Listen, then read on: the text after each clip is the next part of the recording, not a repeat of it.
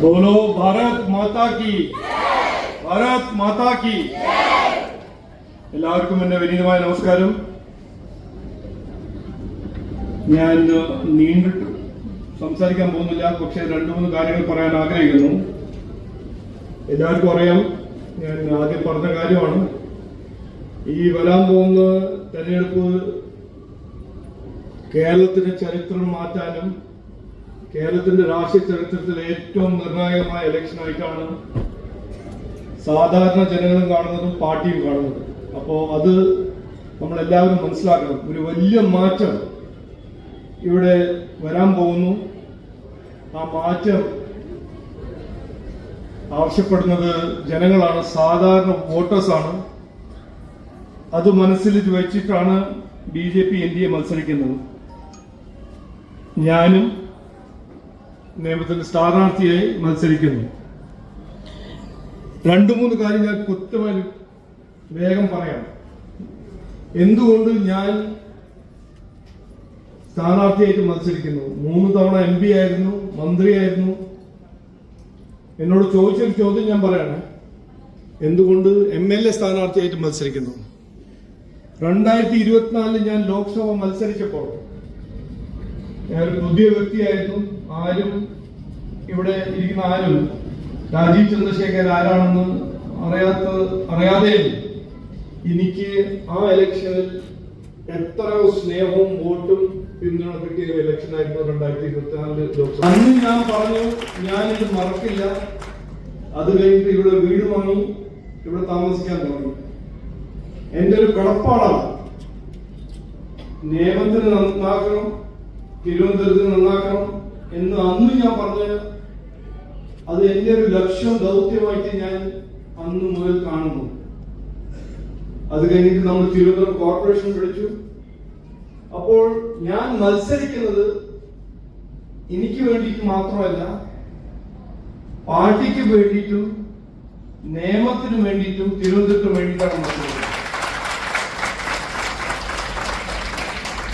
Thiruvananthapuram corporation ജയിക്കണം, നിയമം ജയിക്കണം. അത് മനസ്സിൽ വെച്ചിട്ടാണ് ഞാൻ മുമ്പോട്ട് പോകുന്നത്. നിങ്ങളുടെ പിന്തുണയും നിങ്ങളുടെ ഒരു ആത്മവിശ്വാസം എനിക്ക് തരുന്നു, കോൺഫിഡൻസ് നമ്മൾക്ക് ഈ മാറ്റം ഇവിടെ കൊണ്ടുവരാൻ പറ്റും. അപ്പോ അതുകൊണ്ടാണ് ഞാൻ മത്സരിക്കുന്നത്. ജയിക്കാനാണ് മത്സരിക്കുന്നത്. അത് ഞാൻ പറഞ്ഞ പോലെ നിയമം ജയിക്കണം എന്ന് പറഞ്ഞിട്ടാണ് ഞാൻ മത്സരിക്കുന്നത്. ഒന്ന്. രണ്ടാമത്തത്, ഒരു BJP MLA ജയിച്ചാൽ എന്തായിരിക്കും? പണ്ടും ജയിച്ചിട്ടുണ്ട്. പക്ഷെ ഈ ഇലക്ഷനിൽ വലിയ വ്യത്യാസമുണ്ട്. കോർപ്പറേഷൻ ഭരിക്കുന്നത് BJP ആണ്, മേയറും ഡെപ്യൂട്ടി മേയർ BJP ആണ്, 48 കൗൺസിലർമാർ BJP-യാണ്. അപ്പോൾ കോർപ്പറേഷൻ BJP ഭരിക്കുമ്പോൾ ഒരു MLA BJP-ന്റെ ഒന്നാൽ ജയിച്ചാൽ നമുക്ക് 10 ഇരട്ടി കാര്യങ്ങൾ ചെയ്യാൻ കഴിയും. നരേന്ദ്രമോദിജിന്റെ പിന്തുണയും അതിൽ നമ്മൾ ചേർത്താൽ കുറെ കാര്യങ്ങൾ ഇവിടെ നടക്കാത്ത 10-20 കൊല്ലമായിട്ട് ചെയ്യാത്ത കാര്യങ്ങളെല്ലാം നമുക്ക് ചെയ്യാൻ കഴിയും. പ്രശ്നങ്ങൾ പരിഹരിക്കാൻ കഴിയും, വികസനം കൊണ്ടുവരാൻ കഴിയും, മാറ്റം കൊണ്ടുവരാൻ കഴിയും. അപ്പോ ഇതാണ് ഇതിന്റെ പ്രാധാന്യം. പണ്ട് O. രാജേന്ദ്രൻ MLA ആയിരുന്നു, പക്ഷെ കോർപ്പറേഷൻ CPM ആയിരുന്നു.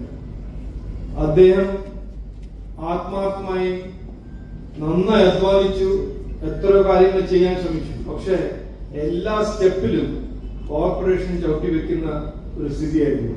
ഇന്ന് അതല്ല. ഇന്ന് കോർപ്പറേഷൻ ഭരിക്കുന്നത് VV രാജേഷും ആശാനാഥിയും മറ്റ് കൗൺസിലർമാരും. അതിന്റെ ഒപ്പം നിയമം മണ്ഡലത്തിൽ BJP-ന്റെ NDA ഒരു MLA ഉണ്ടെങ്കിൽ നമുക്ക് നല്ല വർക്ക് ചെയ്യാൻ കഴിയും. അടുത്ത 5 കൊല്ലം നമുക്ക് അതിന്റെ കംപ്ലീറ്റ് ഒരു മാറ്റം കൊണ്ടുവരാൻ നമുക്ക് കഴിയും. അപ്പോൾ അത് രണ്ടാമത്തെ കാര്യം പറയാൻ ആഗ്രഹിക്കുന്നു. പിന്നെ ഞാൻ പറഞ്ഞ പോലെ മാറ്റം. ഞാനിപ്പോ മണ്ഡലം എല്ലായിടത്തും പോയിട്ടുണ്ട്. എത്ര കൊല്ലമായി ഇവിടെ കുത്തിയിരിക്കുന്ന MLA-മാര്, അത് ഇവിടുത്തെ വിദ്യാഭ്യാസ മന്ത്രിയാണോ, ഒന്നും ചെയ്തിട്ടില്ല. എന്നിട്ടും ഇന്ന് അദ്ദേഹം പറഞ്ഞു ഞാൻ 1000 കോടി ചെലവാക്കിയിട്ടുണ്ട്. അത് ആരുടെ കീശയിൽ പോയി, എവിടെ പോയി, എന്ത് ചെയ്തു, അതൊന്നും പറയുന്നില്ല. എല്ലായിടത്തും ഒരു ഫ്ലെക്സ് വെച്ചിട്ടുണ്ട്. 30 ലക്ഷം അനുവദിച്ചു. ഞാൻ MSK നഗർ പോയത്, അവിടെ ഫ്ലെക്സ് 30 ലക്ഷം അനുവദിച്ചു. അത് എപ്പോഴാണ് ചെയ്യാൻ പോകുന്നത് അത് പറയുന്നില്ല. അപ്പൊ അതെല്ലാം മാറ്റണം. ഞാൻ എന്നെ കുറിച്ച് ഞാൻ പറയാൻ ഒരു വാക്കിൽ, ഒരു സെന്റൻസ് പറയാൻ ആഗ്രഹിക്കുന്നത്, ഞാനൊരു കാര്യം ഏറ്റെടുത്താൽ ഞാൻ പൂർത്തീകരിക്കുന്നവരെ ഞാനത് വിടില്ല.